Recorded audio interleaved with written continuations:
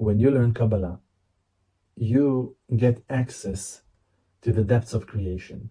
You start realizing and understanding how the Maker created the world.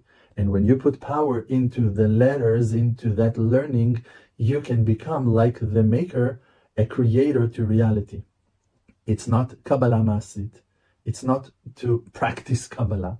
It's not to say black magic or dark spells or whatever. It's nothing like that. It's only to understand how the light of the Maker is being channeled and where are the defaults, what are the defects, where the system is broke, and to adjust it and to straighten it up for it to function like a plumber. That's it. You have a plumber job in spiritual realm. That's it. Some letters are wrong. If you're going to just move them back to their place, okay, now I got it. For an example, a person that is keeping a certain mitzvah is uplifting certain order of letters.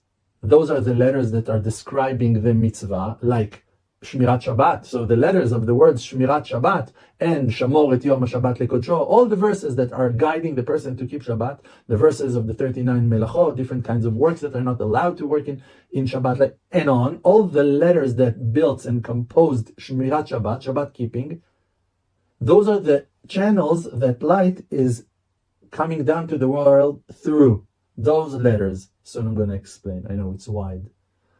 The same exact letters, but in a different order, same exact letter, same letter, just in a different combination, are the twisted channels, and those will be the verses to describe the sinner, the one who violates Shabbat, that breaks Shabbat, because it's the same letters, Shomer Shabbat or Shober Shabbat. It's like one letter is different, and it will come from a different verse. Like, don't worry.